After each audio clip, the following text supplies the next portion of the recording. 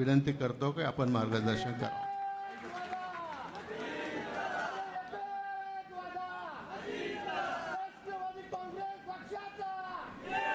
मंत्रिमंडळातील माझे सहकारी आपल्या भागाचं नेतृत्व करत असणारे नामदार दिलीपराव वळसे पाटीलजी, ज्यांनी आता आपल्या सर्वांच्या साक्षीनं राष्ट्रवादी काँग्रेस पक्षामध्ये प्रवेश केला, ते आपले शिवाजीराव आढळराव पाटील, विधिमंडळातील सहकारी दिलीपराव मोहिते पाटील, अतुल बेनके, रुपाली चाकणकर, पोपटराव गावडे, सुरेश घुले, दिलीप काळभोर, संजय काळे, राजाराम कांचन, गणपतराव फुलोडे, प्रदीप गारटकर, अरुण गिरे, दादा पाटील पराटे, देवेंद्र शेठ शहा, किरणताई वळसे पाटील, कल्पनाताई आढळराव पाटील, बाळासाहेब बेंडे, विष्णू हिंगे, राजेंद्र गावडे, रवींद्र करंजकिले, पांडुरंग पवार, प्रमोद पराड, विवेक वळसे पाटील, मानसिंग पाचुनकर, त्याच्यामध्ये राजेंद्र कोरेकर, सुषमाताई शिंदे, विशेषतः शिरूर लोकसभा मतदारसंघातील उपस्थित असणारे सर्व सन्माननीय आमचे उमेदवार, सर्व कार्यकर्ते, सर्व पदाधिकारी, सर्व आमचे आंबेगाव परिसरातील जमलेले सगळे सहकारी, पत्रकार मित्र, बंधू भगिनींनो, माझ्या तरुण मित्रांनो, सुरुवातीलाच आपल्या सगळ्यांच्या साक्षीनं राष्ट्रवादी काँग्रेस पक्षामध्ये प्रवेश केलेले शिवाजीराव आढळराव पाटील, अरुण गिरे, सुनील बाणकेले, संतोष डोके, रवींद्र करंजकिले, लक्ष्मण काचोळे, अंजली थोरात, कल्पनाताई आढळराव पाटील, पूजा कड, चांदेरे आणि असंख्य कार्यकर्ते, मी आता सगळ्यांची नावं घेत नाही, ह्या सर्वांनी जो राष्ट्रवादी काँग्रेस पक्षामध्ये प्रवेश केलेला आहे त्याबद्दल मी त्यांचं मनापासून स्वागत करतो. आणि त्यांना एक चांगला निर्णय त्यांनी घेतला. कुठल्याही परिस्थितीमध्ये दिलीपरावांनी सांगितलं त्या प्रकारे मान सन्मान सगळ्यांचा राष्ट्रवादी काँग्रेस पक्षामध्ये त्या ठिकाणी ठेवला जाईल. जुना नवा असा वाद आमच्यामध्ये आम्ही होऊन देणार नाही. आणि एक जीवाने एक दिलानी माझ्या पुणे जिल्ह्याच्या सर्वांगीण विकासाच्या करता, माझ्या शिरूर लोकसभा मतदारसंघाकरता सगळेजण मिळून ह्या महायुतीच्या सरकारच्या माध्यमातून कामं करतील ह्याबद्दलचा विश्वास मी सुरुवातीलाच आपल्या सगळ्यांच्या साक्षीनं व्यक्त करतो. तसं बघितलं तर आजची ह्या परिसरामध्ये होणारी सभा ही शिरूर लोकसभेसाठी अमोल नाही तर अनमोल आहे असं म्हणायला काही हरकत नाही. माझ्या आधी अनेकांनी पूर्वीचा इतिहास सांगितला, प्रत्येकाने आपलं मन मोकळं केलं, प्रत्येकाने आपल्या मनामध्ये जी खंत आहे ती बोलून दाखवली. आणि याच्याकरता काही दिवस मला लागले. मी सगळ्यांना वेगवेगळं भेटत होतो, वेगवेगळी चर्चा करत होतो. लोकसभेच्या निवडणुकी आता बरोबर 40व्या दिवशी मतदान आहे आपलं. त्याच्या आधी 6 दिवस बारामती लोकसभा मतदारसंघाचं मतदान आहे. पण माझ्या शिरूर, माझ्या मावळ आणि माझ्या पुणे या 3 लोकसभा मतदारसंघाचं मतदान हे 13 तारखेला आहे. 40 दिवस राहिलेले. शिवाजीरावांना निवडणुकीची माहिती आहे, अनुभव आहे, त्यांनी त्याच्याबद्दलची पार्श्वभूमी सांगितली. दिलीपरावांना आहे, तुम्हाला आम्हाला सगळ्यांना आहे. निवडणुका आपल्याला नवीन नाही. पाठीमागच्या काळामध्ये मला आठवत आहे राष्ट्रवादी काँग्रेस पक्षाची स्थापना झाली त्यावेळेस आंबेगाव तालुक्याचे राष्ट्रवादी काँग्रेस पक्षाचे अध्यक्ष हे शिवाजीराव आढळराव पाटील होते. दिलीपरावांच्या प्रयत्नातनं जो आपला भीमाशंकर सहकारी साखर कारखाना, ज्याच्यातनं तुमच्या माझ्या परिसरामध्ये एक आर्थिक बळकटी मिळाली, एक ह्या परिसरामध्ये संपूर्ण चित्र बदलून गेलं, आर्थिक सुबत्ता आली, त्याच्यामध्ये मुख्य प्रवर्तक म्हणून दिलीपराव काम करत होते. नंतर शिवाजीरावांच्यावर पण त्यांनी ती जबाबदारी दिलेली होती. मला आठवतंय, मला जसं राजकारणाचं थोडं बहुत कळायला लागलं तसं ह्या परिसरामध्ये एक निवडणूक झाली रामकृष्ण मोरे वर्सेस ज्ञानेश्वर खैरे. आणि त्याच्यामध्ये अचानक रामकृष्ण मोरेंनी एक तरुण सहकारी, तरुण नेता या नात्याने खेड लोकसभा मतदारसंघ नाव होतं, त्याच्यामध्ये यश संपादन केलं. त्याच्यानंतरच्या काळामध्ये आपल्याच तालुक्याचे सुपुत्र किसनराव बाणखेले यांनी देखील लोकसभेची निवडणूक जिंकली. त्याच्यानंतरच्या काळामध्ये नानासाहेब नवले आणि मी बारामती लोकसभा मतदारसंघातनं इकडनं उभे राहिलो, खेडमधनं ते स्वतः उभे राहिले, विठ्ठलराव गाडगे पुण्यातनं उभे राहिले. त्यावेळेस नानासाहेब आणि मी त्या ठिकाणी निवडून आलो. त्याच्यानंतर लगेचच निवृत्ती शेठ शेरकरांना आपण उमेदवारी दिली, ते निवडून आले. त्याच्यानंतरच्या काळामध्ये राष्ट्रवादी काँग्रेस पक्ष नवीन पक्ष अस्तित्वाला 9 जून 1999ला आणि सगळ्यांनी स्वतंत्र निवडणुका लढवल्या. काँग्रेसचा उमेदवार असताना देखील अशोक मोहोळ राष्ट्रवादी काँग्रेस पक्षाचे निवडून आले आणि ती 99ची निवडणूक आपण जिंकली. दिलीपरावांनी सांगितलेली गोष्ट खरी आहे. 2004ला असाच प्रसंग आला आणि पक्षाने सांगितलं की अजून एक टर्म त्यांना देऊ, परंतु त्यावेळेस अशोक अण्णा, शिवाजीराव आढळराव पाटील, प्रकाश मस्के, विश्वास येनपुरे आणि बहुतेक 1-2 कोड होते, असे सर्वांना आम्ही फिरवायचो आणि सगळ्यांना भाषण करायला सांगायचो की पक्ष जो देईल उमेदवार त्याला आम्ही त्या ठिकाणी निवडून देऊ, त्याचं काम करू. पण त्यावेळेस अशोकराव मोहोळांना असं वाटलं की एकट्या राष्ट्रवादीचा आपण निवडून आलो, आता तर 2004ला राष्ट्रवादी आणि काँग्रेस एकत्र आलेली आहे, आघाडी केलेली आहे, त्यामुळं तर निवडणूक सोपीच आहे. आणि त्याच्यातून ज्या प्रकारे निवडणुकीमध्ये त्यांनी लक्ष द्यायला पाहिजे तसं लक्ष दिलं नाही. आणि शिवाजीराव दादांनी शिवाजी महाराजांच्या भाषेत सांगायचं की गनिमा काव्वा केला, कुणाला कुठं त्या ठिकाणी थांबवलं तर गाव पॅक होतं. पूर्वी गाव पॅक व्हायची, आता होत नाही.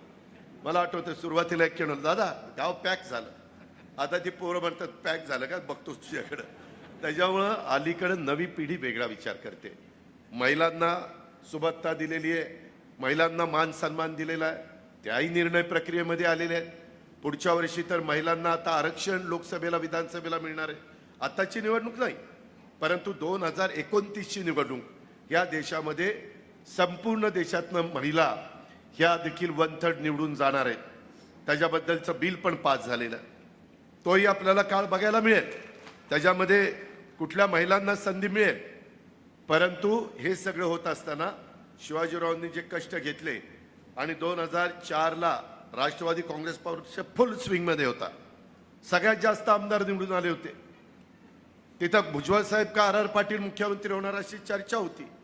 पण अचानक पक्षांनी वरिष्ठांनी त्याच्यामध्ये 4 मंत्रिपद आणि 4 खाती जास्त घेतली आणि मुख्यमंत्रीपद सोडलं.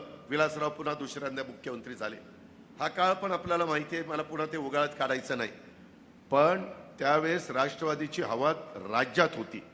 मी आर पाटील, दिलीप वळसे पाटील, जयंत पाटील, सुनील तटकरे, आम्ही सगळी यंग टीम तिथं काम करत होतो आणि त्याच्यातनं एक चांगला समाजामध्ये मेसेज गेलेला होता आणि त्याच्यामुळंच आपण नंबर 1ला पोचलेलो होतो. पण तिथं देखील आम्ही, मला वाटतं त्यावेळेस 2004ला माझ्या माहितीप्रमाणे विलासला उभं केलं ना, विलास लांडेला 2004ला उभं केलं. नाही, 2004ला अशोक मोहोळांना त्यांनी पराभूत केलं.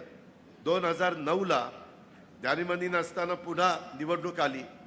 पुन्हा मला नेहमी वाटायचं, मी जिल्ह्यामध्ये राष्ट्रवादी काँग्रेस पक्षाचा कार्यकर्ता म्हणून काम करत असताना प्रत्येक तालुक्यामध्ये राष्ट्रवादी निवडून आली पाहिजे अशा पद्धतीनं मला वाटायचं.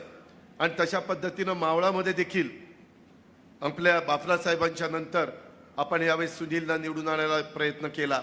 अशा सगळ्याच तालुक्यामध्ये आपण आपले उमेदवार निवडून आणले. तसं मला वाटायचं की आपल्याला इथली पण जागा ही मिळाली पाहिजे. शिरूर हा लोकसभा मतदारसंघ झाला, मतदारसंघाची फेररचना झाली आणि त्याच्यातून शिवाजीरावांनी तर अक्षरशः 2009ला देखील ते काही लाखांनी निवडून आले. मला वाटलं नव्हतं की एवढ्या यश ते मिळवतील. आम्हाला वाटलं की विलासरावांचे नातेसंबंध खूप मोठ्या प्रमाणावर आहेत, त्याच्यातनं काही यश मिळेल, परंतु काही यश मिळालं नाही.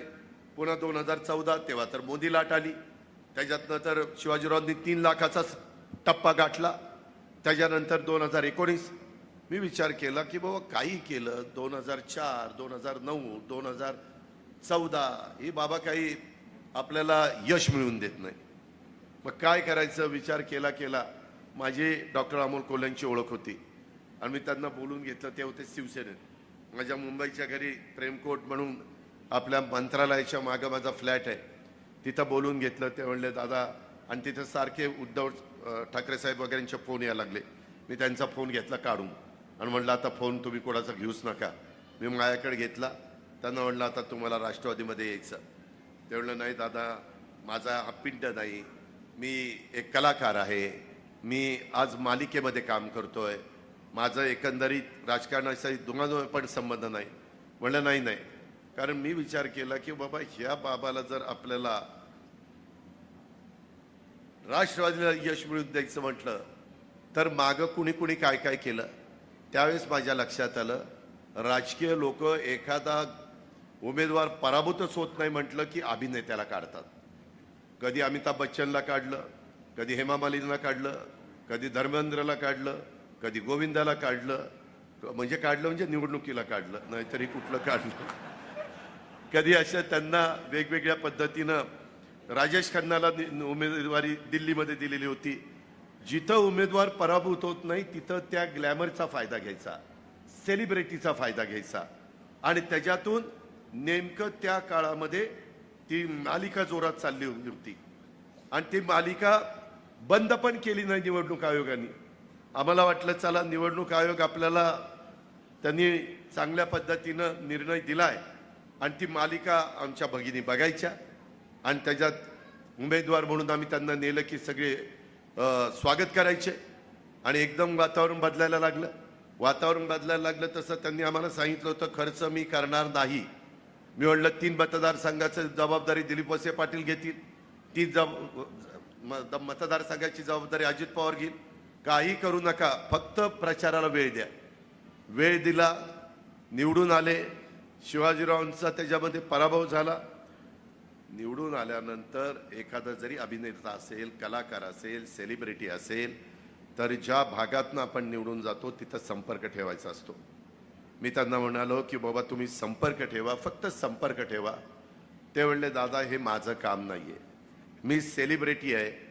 हे लोक जे निवडून गेलेले सेलिब्रिटी ते काही तिथं हे करतात का, मतदारसंघात लक्ष देतात का? नाही, ते कार्यकर्त्यांनी बघायचं असतं. अरे म्हणलं तुम्ही लोकसभेची निवडणूक आहे, देशाचं भवितव्य ठरवण्याचं काम तिथं पार्लमेंटमध्ये होतं आणि तुम्ही जर मतदारसंघात फिरणार नाही. दिलीप मोहिते पाटील तक्रार करायचे, दादा खासदार येत नाही. बाकीचे आमदार तक्रार करायचे. त्याच्यानंतर बहुतेक महेश लांडगे सोडले तर बाकीचे आमदार राष्ट्रवादीचे निवडून आले. त्याच्यामध्ये दिलीपराव वळसे पाटील कसं तरी त्या ठिकाणी सांभाळून घ्यायचे, पण बाकीचे मला म्हणायचे की हे काही बरोबर नाही आणि संपर्क तुटत चालला. आणि एक दिवस माझ्याकडे आले म्हणले हे संपलं, कोरोना संपला आणि मला म्हणले दादा मला राजीनामा द्यायचा. अरे म्हणलं कशाला, लोकांनी 5 वर्ष निवडून दिलं, राजीनामा कुठं द्यायला निघाला? नाही म्हणले आपल्याला जमतच नाही, माझ्या मालिका असतात, माझे चित्रपट असतात, मला प्रॅक्टिस करावी लागते, त्याच्यामध्ये मला वेळ द्यावा लागतो, मालिकेचं शूटिंग रात्री उशिरापर्यंत चालतं. ही गोष्ट खरी आहे. मगाशी कुणीतरी सांगितलं ते फोनवर पण त्यांचा कॉन्टॅक्ट व्हायचा नाही, कारण ते त्यांच्या त्या कामाला जास्तीचं महत्त्व द्यायचे. मित्रांनो, ज्यावेळेस आपण समाजाचं हित डोळ्यासमोर ठेवून राजकीय क्षेत्रात आणि सामाजिक क्षेत्रामध्ये काम करण्याचा निर्णय घेतो त्यावेळेस काही गोष्टी आपल्याला बाजूला ठेवाव्या लागतात. जे शिवाजीरावांनी स्वतः खासदार झाल्यानंतर त्यांचाही बिझनेस होता, ते पण डिफेन्स मिनिस्ट्रीला लागणारे जे काही स्पेअर पार्ट्स आहेत ते त्या ठिकाणी तयार करायचे, पण त्यांनी जनतेचा जे प्रश्न आहेत त्याला अग्रक्रम दिला आणि त्याची ती पुस्तिका मी आत्ताच तुमच्या सगळ्यांच्या समोर प्रकाशन केलं. मी फार बारकाईने ते पाहत होतो. नेहमी मला अनेक वर्ष तुम्ही जिल्ह्यानी पालकमंत्री पद दिलं, त्याच्यामध्ये देखील चर्चा करत असताना आमचे कधी मतभेद व्हायचे नाही. काही मतभेद झाले त्याच्याबद्दल खुलेपणाने त्यांनी आणि दिलीप मोहिते पाटलांनी त्याचा खुलासा आपल्या सगळ्यांच्या समोर केलेला आहे. मी एकदा निवडून आल्यानंतर ती व्यक्ती जसं आमदार 5 लाखाचं प्रतिनिधित्व करतो तसं खासदार जवळपास 25 लाख लोकांचं प्रतिनिधित्व करतो. आज तुम्हाला माहिती आहे या शिरूर आणि भोसरी या 2 मतदारसंघामध्ये 11 लाख मतदार आहेत. सॉरी, हडपसर आणि भोसरी 11 लाख आणि तुमचे जुन्नरखेड आंबेगाव ह्याचं मतदान आहे 9.5 लाख किंवा 10 लाख धरा आणि त्यात 2चा 11 लाख मतदान आहे. आपल्याला दिलीप वळसे पाटील साहेब, शिवाजीराव आढळराव, आपण महायुतीचे उमेदवार म्हणून त्या ठिकाणी चाललेलो आहे. बऱ्याचदा मी मागं बघायचो लोकांना देशामध्ये तिसऱ्यांदा बहुसंख्य देशातल्या जनतेला पंतप्रधान तिसऱ्यांदा नरेंद्र मोदी साहेबांना करायचं आहे. हा जनतेचा साधारण कौल आहे. जर आपण त्याच्यामध्ये सर्वे केला तर तेच पाहायला मिळत आहे. कारण गेले 10 वर्ष अतिशय हिमतीनं तुमच्या माझ्या देशाची शान आणि मान वाढवण्याचं काम जागतिक पातळीवर झालेलं आहे. कधी तुमच्या माझ्या देशाला जगाच्या वेगवेगळ्या भागामध्ये एवढं वेलकम केलं जायचं नाही, एवढं महत्त्व दिलं जायचं नाही. दिलं जायचं पण आत्ताच्या तुलनेमध्ये एवढं नाही. आणि ते होत असताना त्यांनी ज्या प्रकारे प्रकल्प हातामध्ये घेतले, मग गेल्या 10 वर्षामध्ये ज्या प्रकारचे नॅशनल हायवे झाले, प्रचंड मोठ्या प्रमाणावर पोर्ट बंदरं त्याचा विकास चाललेला आहे. प्रचंड मोठ्या प्रमाणावर विमानतळ त्याचा कायापालट होतोय. परवा पंतप्रधानांनी आपलं पुण्याचं टर्मिनलचं उद्घाटन केलं. आपल्या ऑनलाईनवर जवळपास 1 लाख कोटीची वेगवेगळी विमानतळाची उद्घाटन झाली. आपल्या इथं 500 कोटीचं टर्मिनल केलंय. 90 लाख लोकांना वर्षभरात टेक ऑफ आणि लँडिंग करता येणारे एवढं आवक जावक त्या टर्मिनलची तिथं केली गेलेली आहे, व्यवस्था केलेली गेलेली आहे. हे कधी मागं घडलं का? नाही घडलं. शेवटी आम्ही देखील, मी अर्थमंत्री म्हणून काम करतोय, माझं 8वं वर्ष आहे. त्याच्यामध्ये कोस्टल रोड, मुंबईतले कोस्टल रोड, जिथं आम्हाला 30, 35, 40 मिनिटं लागायची, आम्ही 5 मिनिटात वरळीवरून मरीन ड्राईव्हला त्या ठिकाणी निघतोय. अटल सेतू, तुम्ही बरेच जण मुंबईला येताना अटल सेतूवरून गेला सर. मी काल मुंबईवरून निघालो, 6:30ला मुंबईतनं निघालो. काल सुट्टी होती. जिजाईला माझ्या घरी पुण्यामध्ये 8:30ला पोहोचलेलो होतो. बरं, स्पीड तोच, 100च्या पुढे जाता येत नाही, गेलं की दंड पडतो. त्याच्यामुळे हे सगळे नियमाचं पालन करत आपण वेळेची बचत करतोय. मेट्रोची कामं मोठ्या प्रमाणावर चाललेली आहेत. तुमच्या माझ्या पुण्यामध्ये वाहतुकीची कोंडी होती. माझं चाकण असेल, माझं वाघोली असेल, माझा पुण्याचा परिसर असेल, पिंपरी चिंचवडचा परिसर असेल, माझा नगर रोड असेल, नाशिक रोड असेल किंवा तिकडे सोलापूर रोड असेल, ह्या सगळ्याच्या बद्दल अनेक करोडो रुपयाची कामं, रिंग रोडची कामं हातामध्ये घेतलेली आहेत. त्याच्या संदर्भामध्ये वंदे भारत ट्रेनची कामं हातामध्ये घेतलेली आहेत. काही वंदे भारत ट्रेन सुरू झाल्या, इतका लोकांचा सुखकर प्रवास होतो की बोलायचंच काम नाही. माझं अनेक वर्ष बारामती, फलटण, आमचं शेवटचं स्टेशन बारामती. आम्हाला नेहमी वाटायचं बारामतीपासून पुढं फलटण आणि खाली साऊथला आपल्याला जाता आलं पाहिजे. काम होत नव्हतं. शेवटी आम्ही हा निर्णय ज्यावेळेस घेतला आणि त्याच्यानंतर मी मोदी साहेबांना भेटलो, त्यांना म्हटलं, साहेब हे आमचं 10-15 वर्ष पडलंय काम, आम्हाला तिथं पुढं जाताच येत नाही. त्यांनी सांगितलं, अजित पुढं माझं ऑनलाईन मी वेगवेगळ्या रेल्वे स्टेशनची रेल्वे मार्गाची भूमिपूजन उद्घाटन करणार आहे. त्याच्यात बारामती फलटण आलं आणि ते काम झालं. मित्रांनो, बहुजन समाजाच्या भल्याकरता, माझ्या आदिवासी समाजाच्या कल्याणाकरता, माझ्या मागासवर्गीय समाजाला इतरांच्या बरोबरीनं आणण्याच्या करता जर विकास करायचा असेल तर केंद्र आणि राज्य सरकार एका विचाराचा असेल तर करोडो रुपयाचा पैसा हा आपल्याला खेचून आणता येतो. आज दिलीप मोहितेंना विचारा, अतुल बेनकेला विचारा, दिलीप वळसे पाटलांना विचारा, किती पैसा जुलैमध्ये आम्ही सरकारमध्ये गेलो, जुलैपासून आतापर्यंत किती कोटी रुपयाचा निधी हा विकास कामाच्या करता दिला गेलेला आहे. अजूनही एक बजेट उद्याचं 10 जूनचं आमच्या हातामध्ये, ज्याचा उल्लेख मगाशी केला दिलीप वळसे पाटलांनी. मी, अतुल बेनके, दिलीप वळसे पाटील, देवेंद्रजी, माझ्या ज्यावेळेस लक्षात आलं किंवा इथं पाण्याच्या बाबतीमध्ये जुन्नर आंबेगाव माझ्या खेडवर थोडंसं काहीतरी अडचण निर्माण होते, त्यावेळेस ती पण अडचण दूर करण्याचं काम आम्ही सरकारमध्ये होतो म्हणून करू शकलो. आज आपल्या केटीवेअरला पाणी सोडण्याच्या करता जे धरणामध्ये आरक्षण ठेवायचं असतं ते मित्रांनो ठेवलं गेलं नाही. ते आरक्षण तिन्ही तालुक्याच्या करता आपण ठेवतोय. हे मगाशी म्हणाले ना दिलीप मोहिते पाटील की चास कमान, 72च्या दुष्काळामध्ये चास कमान कालवा झालाय. पोपटराव गावड्यांना विचारा, त्याच्यामध्ये पाणी एवढं पाझरतंय, पाणीच पुढे सरकत नाही टेलला. त्याच्याकरता लाईनिंग करण्याचा निर्णय घेतलाय. कॅनॉलला लाईनिंग असा कागद टाकला जातो आणि त्याच्यावर लाईनिंग केलं जातं. लाईनिंग केल्यावर पाण्याची प्रचंड बचत होते. दिलीप मोहिते पाटील सारखं तुम्ही म्हणता 80% त्याच्यातनं जी बचत होईल ते सगळं पाणी मी खेड तालुक्याला दिल्याशिवाय गप्पा बसणार नाही. तुम्ही काळजी करू नका. त्याच्यामध्ये कलमोडीच्या बद्दल पण त्याचा उल्लेख मी दिलीप वळसे पाटील मी बसलोय. जरी आम्ही एका परिवारातले असलो आणि त्या परिवारात आज शिवाजीराव आढळराव पाटील आणि त्यांचे सगळे सहकारी आलेत. आपण सगळ्यांना आता एकत्र काम करायचंय आणि हे काम करत असताना माझा जुन्नर आंबेगाव, माझा खेड, माझा शिरूर हवेली ह्या सगळ्या परिसराचा कायापालट करायचा आहे. आणि हा कायापालट करत असताना दिवसेंदिवस माझी दिलीपरावांची 7वी टर्म आहे. 7व्या टर्मला आम्ही आमदार झालो आणि प्रत्येक टर्मला आम्ही अधिकची कामं आमच्या मतदारसंघात केली.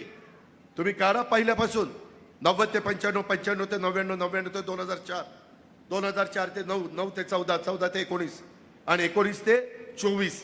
आता तरी आमची 2.5 वर्ष करोनामध्ये गेली. जगातच आलं होतं.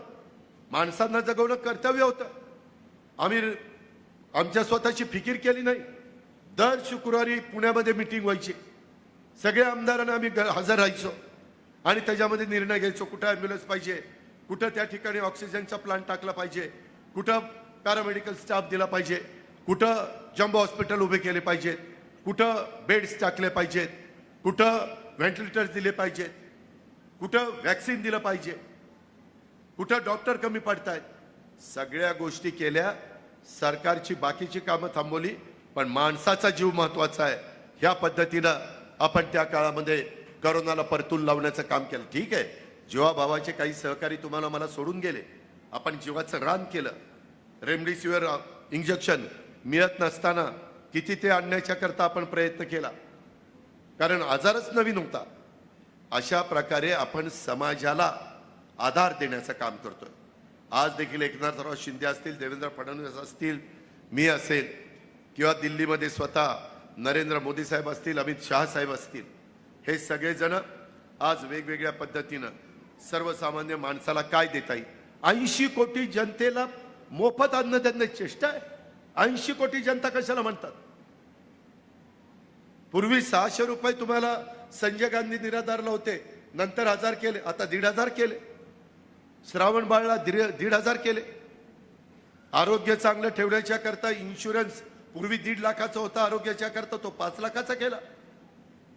कुठलीही व्यक्ती आरोग्याच्या बाबतीमध्ये कुठं माझ्या घरी बापाकडे आईकडे पैसा नाही म्हणून मला उपचार घेता येत नाही किंवा मला उपचार दुसऱ्यावर करता येत नाही, हे घडू नये म्हणून हॉस्पिटल, वेगवेगळ्या प्रकारचे उपजिल्हा हॉस्पिटल, त्याच्यामध्ये ग्रामीण हॉस्पिटल, ही सगळी कामं आपण त्या बाबतीमध्ये करतोय. मित्रांनो, माझी तुम्हाला विनंती आहे, शिवाजीरावांची 3 टर्मची अक्षरशः त्या बाबाला पराभूत करण्याकरता आमच्या तोंडाला फेस आला, परंतु बाबा आम्हाला रेटला गेला नाही. आता आपल्याला त्यांना प्रचंड मतांनी निवडून आणायचंय. आता तुम्ही ज्या खासदारांना आम्ही सांगितल्यामुळं निवडून दिलं त्यांची 5 वर्षाची कारकीर्द पहा. इतकं सांगायचो नका देऊ राजीनामा, नका देऊ, परत निवडणूक जर लागली तर लोक आम्हाला मारतील, म्हणतील की तुम्ही 5 वर्षाच्या करता तुमचा उमेदवार राहत नाही. काय पोरखेळ वाटला सारख्या सारख्या निवडणुकीला मतदान करायला? लोकांना नाही आवडत. लोक विचारपूर्वक मतदान करत असतात आणि हे मतदान आहे हे खऱ्या अर्थाने तर तुम्ही बघितलं तर लोकसभेची निवडणूक म्हणजे देशाचं धोरण ठरवणारी निवडणूक आहे. मित्रांनो, ही गावकीची भावकीची निवडणूक नाहीये. काही जणांनी ती भावकीची केलेली माझ्या भागात, ते मी बघतो काय करायचं ते.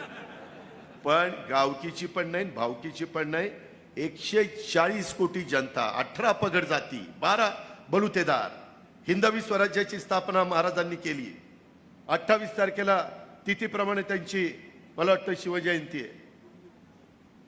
28 तारखेला परवा दिवशी. मित्रांनो, हे सगळं आहे. आज ही सगळी कामं करत असताना आम्ही अनेक वर्ष विचार करत करत आपलं तुळापूरचं, आपलं वडूचं छत्रपती संभाजी महाराजांचं स्मारक, शिवनेरीला पायथ्याशी मला अतुल बेनके मागे लागला होता.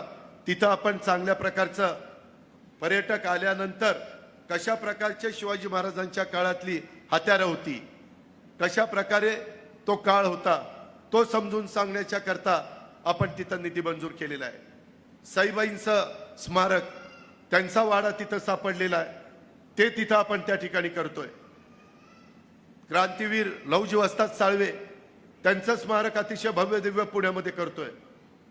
कुठल्याही जाती धर्माला हे सरकार आमचाही सगळ्यांचा विचार करतोय, ही भावना आम्ही सगळेजण अष्टविनायकाच्या संदर्भात वेगवेगळ्या प्रकारच्या सुविधा त्या देण्याच्या करता आपण तिथं मदत करतोय.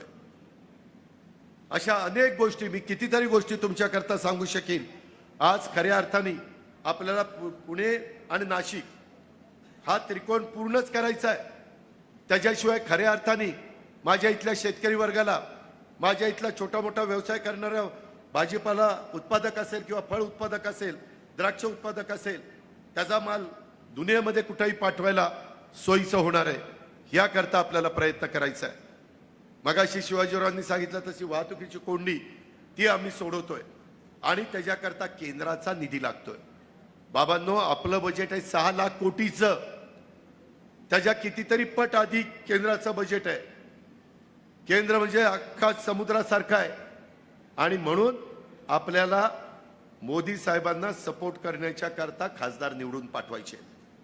दिलीपराव, शिवाजीराव, आपल्याला माझ्या भोसरी, खडकवासला आणि विशेषतः हडपसर ह्या भागामध्ये मतदारांना सांगावं लागेल, हे जरी घड्याळ असलं तर हे घड्याळ तिथं मोदींना पाठिंबा द्यायला चाललेलं आहे. कारण मोदींना मानणारा जो शहरी भागातला मतदार आहे तो, त्यांचे खूण कमळ दिसलं नाही की तो तिथनं परत जातो. त्यांना मी आता उद्या 28 तारखेला माझी आणि एकनाथराव आणि देवेंद्रची मीटिंग आहे उपमुख्यमंत्र्यांची.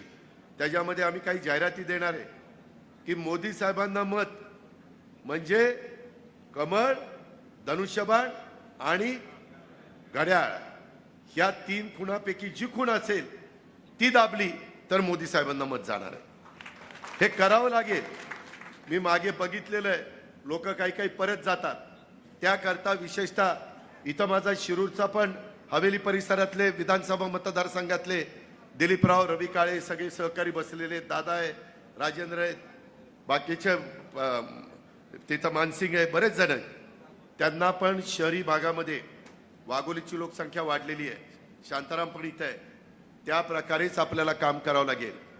आपण पाठीमागच्या काळामध्ये एकमेकाच्या विरोधात जिल्हा परिषद, तालुका पंचायत, नगरपालिका ह्या निवडणुका लढलोय.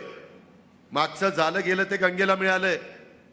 आता नवी सुरुवात आहे, त्याच्यामध्ये मिळतं जुळतं घ्यावं लागेल. लोकसभा, विधानसभा देशाच्या आणि राज्याच्या भवितव्याच्या दृष्टिकोनातनं फार महत्वाच्या निवडणुका आहेत. त्याच्यातनं कायदा सुव्यवस्था, त्याच्यातनं जातीय सलोखा, त्याच्यातून एक चांगलं वातावरण हे आपल्याला निर्माण करायचं आहे. आणि ती करण्याची ताकद आणि धमक ह्या लोकसभेत आणि विधानसभेमध्ये आहे. आज विरोधक कारण नसताना, आज त्यांच्याकडे मुद्दा नाही, आपल्या इथंही विकासाच्या बद्दलचा मुद्दा विरोधकांना काढता येणार नाही. सगळ्या मतदारसंघामध्ये डेव्हलपमेंट झालेली आहे, चाललेली आहे. पण आता नवीनच काय काढतात, निवडणूक आली की संविधान बदलणार. साफ खोट आहे.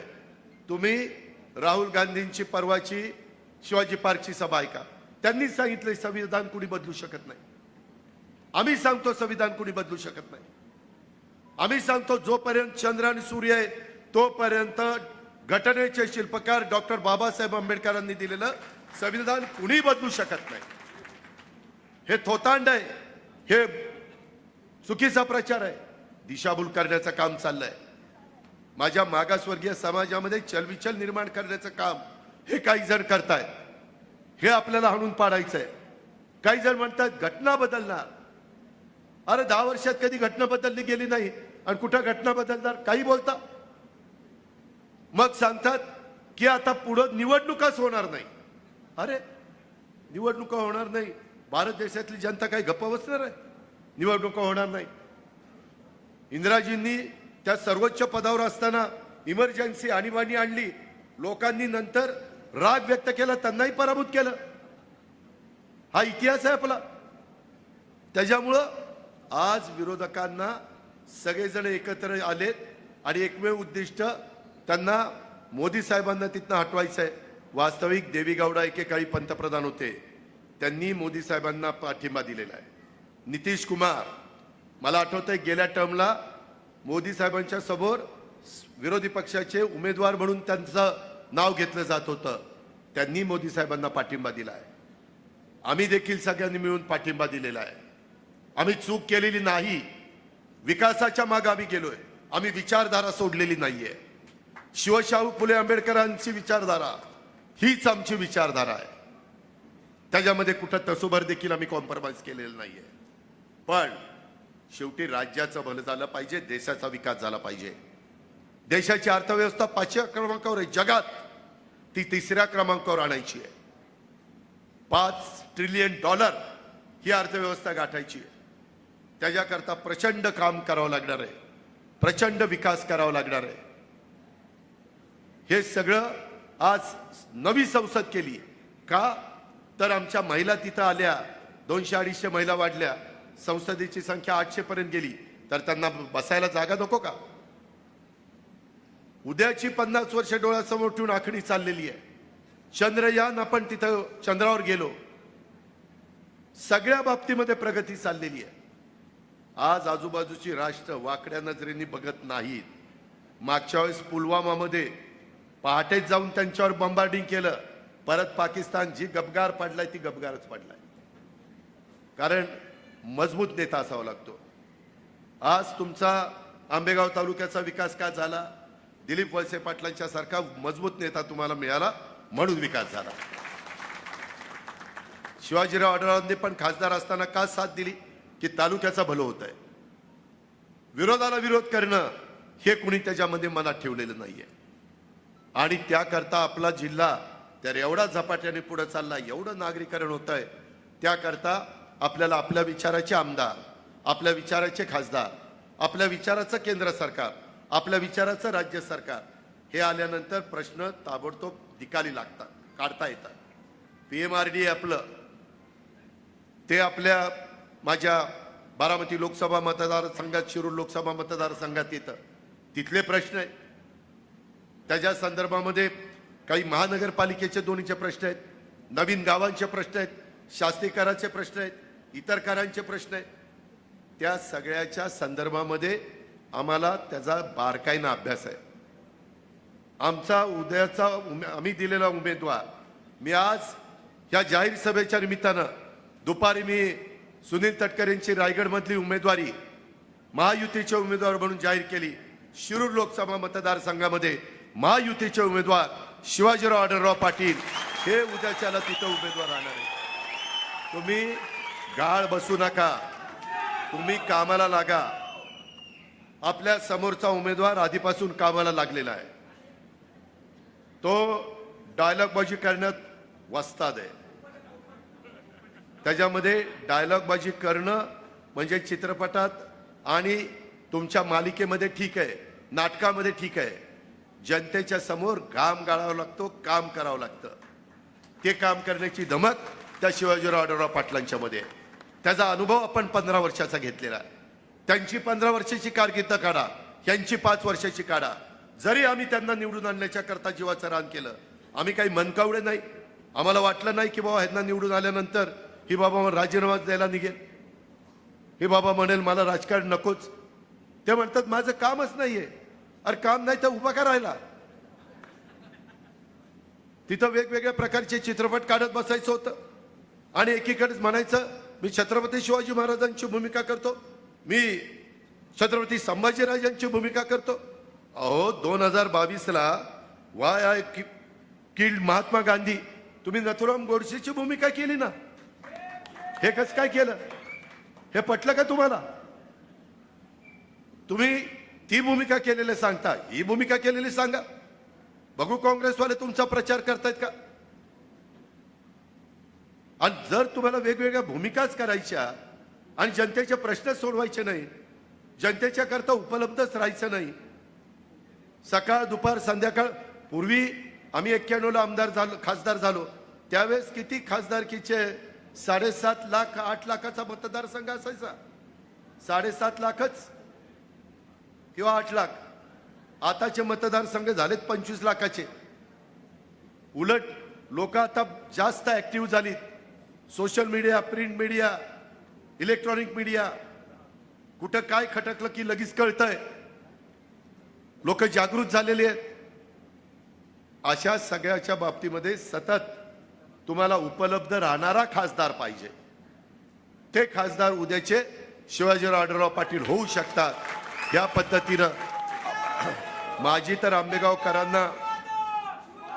आंबेगावकरांना विनंती आहे, जो ज्या तालुक्यातला खासदार असतो, उमेदवार असतो, त्या तालुक्यांनी कमीत कमी त्या उमेदवाराला 1 लाखाचं मताधिक्य दिलं पाहिजे. 1 लाखाचं. ही पद्धत असते. आज दिलीपराव, शिवाजीराव सगळेजण एकत्र आलेले आहेत. त्यांच्या जोडीला तिथं भारतीय जनता पक्ष पण आहे.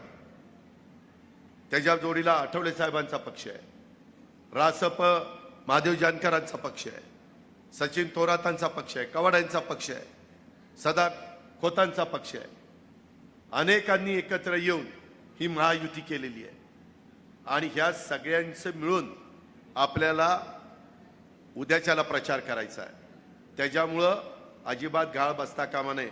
आता काही पहिल्यासारखं मगाशी दाखले काहींनी दिले तसं खासदारकीला एक, आमदारकीला एक असं नाही.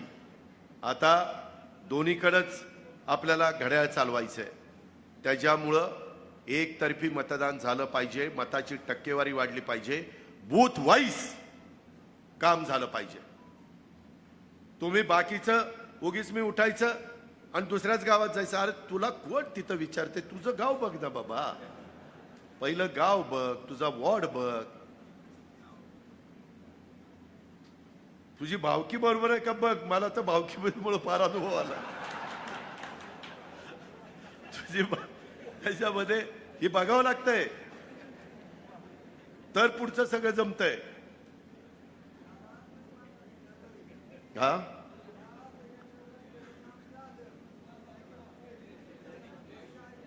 अरे थांब रे, तुझं नंतर ऐकतो, गाडीत जाताना ऐकतो. त्याच्यामध्ये मी खोटंच नाही सांगत. बऱ्याचदा गावचे सरपंच पण आपण नसतो आणि जाऊन सांगतो इकडं मतदान करा, तिकडं मतदान करा, आणि गावातला सरपंच दुसऱ्याच बाबतीचा असतो. लोक म्हणतात तुझं गाव आहे का रे, तुझ्या बरोबर आलाय आम्हाला सांगायला, अमकं करा तमकं करा. त्याच्यामुळं जे नगरपालिकेत काम करतात, जे महानगरपालिकेत काम करतात, त्यांनी त्यांचा वॉर्ड प्रभाग सांभाळावा. जे माझ्या ग्रामपंचायतीत काम करतात त्यांनी त्यांचा वॉर्ड सांभाळावा. जे प्रमुख तालुक्याचे नेते असतील, जिल्ह्याचे नेते असतील, राज्याचे नेते असतील, ते त्यांचा प्रचार वेगवेगळ्या पद्धतीनं करतील. वेगवेगळ्या वक्त्यांच्या सभा ह्या कशा टाकायच्या त्याबद्दलची पण आखणी व्यवस्थितपणे त्या बाबतीमध्ये केली जाईल. बोलताना गाव पातळीवर देखील घोंगडी बैठका किंवा काही करत असताना, आदिवासी भागात जात असताना सगळीकडं काही लोकांनी काही वेगळं मत व्यक्त केलं तर ऐकून घ्या. त्याला समजावून सांगा की बाबा नाही रे, असं असं आहे, आपण ह्याच्यातनं असा मार्ग काढतोय. मार्ग काढण्याची धमक आणि ताकद महायुतीमध्येच आहे आणि केंद्रामध्ये एनडीए सरकारमध्येच आहे, मोदी साहेबांच्या मध्येच आहे. हा विश्वास त्यांना त्या ठिकाणी द्या आणि त्या पद्धतीनं प्रचंड मताधिक्यांनी आपल्याला शिरूर लोकसभा मतदारसंघाची जागा निवडून आणायची आहे. त्यामध्ये कुठेही राग लोभ ठेवू नका. माझं नावच टाकलं नाही, माझं नाव घेतलं नाही. दादांनी 20 नावं घेतली, माझंच नाव घेतलं नाही. मी नावं घ्यायला आलेलो नाही. मी सभेत मार्गदर्शन करायला आलोय. बाकीचे पण बोलत असताना कदाचित कुणाचं काही राहील किंवा फोटो एखाद्याचा राहील, मित्रपक्षांचे वगैरे फोटो वगैरे, त्यांचा मान सन्मान ठेवून आपण पुढे गेलं पाहिजे. याबद्दल काळजी घ्या. आता तुम्ही ही सभा संपल्यानंतर लगेचच शिवाजीराव आखणी करा. आपण सारखं म्हणत होतो प्रवेश लवकर द्यायचा आणि उमेदवारी जाहीर करायची, कारण 40 दिवस बघता बघता दिवस निघून जातील. त्याच्या आधी बारामती लोकसभा मतदारसंघाची निवडणूक आहे. तिथं पाहुणे रावळे ओळखीचे कुणी असतील तर तिथं पण घड्याळाला मतदान करायला सांगा. तसंच मावळामध्ये कुठं पाहुणे रावळे असतील तिथं मावळ, माझं चिंचवड आणि पिंपरी तिथं धनुष्यबाणाला मतदान करायला सांगा.